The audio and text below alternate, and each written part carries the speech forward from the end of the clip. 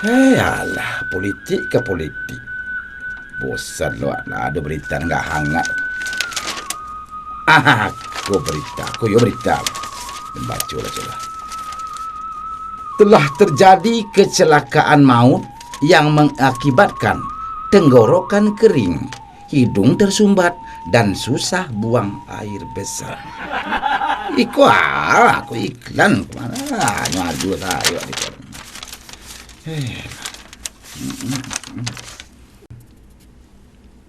Dah.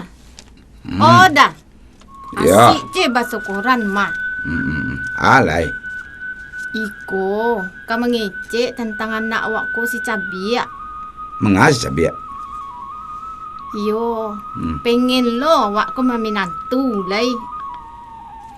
Kalau kawin menantu udah dari dulu lain. Dari dulu bana aku teragak Cabiak kau bini. Lah barang umur dah 30 lah. Lu juga bini lai.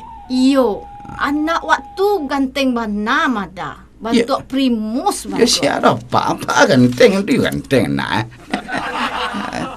Aduh tu mah. Dapat itu dah. Panggil Cabiak tu.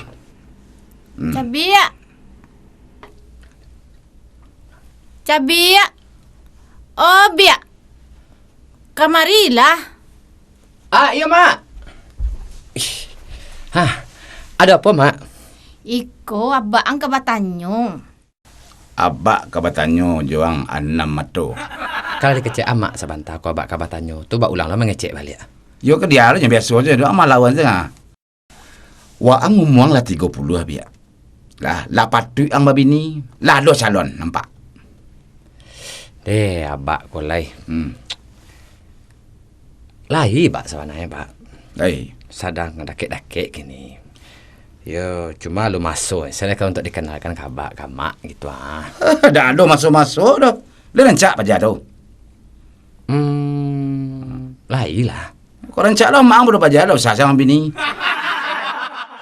Jadi itulah. Kau yo ke kabar bini, dah. Anyo ampe syarat dari abak untuk kabar bini. Dah. Apa tu, Bak? 1. Rancak. Badagok bodi dia. Mantap.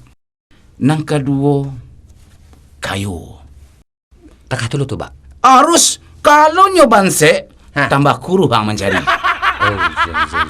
Mak dulu bansai amah dia pak dia mak kena rancak dulu. bantu berkarya senat. Kalau joki tapi anak sagan awak. Anang ketiga Persatuan Indonesia. Makasih abak. Cari bini go nambah terapi. Santun kau orang gaya. Lah jale. Dan nanang ka ampe. Nang paling utama itu adalah agamonyo. Abagamonyo. Kan sabab awak di Minang ada basandi sarak basandi kita bula. Harus. Jangan kare-kare bana. Harus kan anak kau harus kare.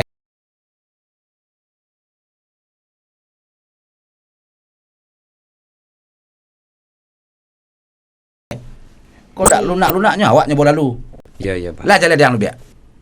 Kalau batu-batu lado bisu ang bau kamari. Tidak ada tapi. Kalau indah ang bau bisu tapaso ang den surua mambau bisu aja lai. Memang ngerti. Lai, Pak. Payang. Dah. Abak.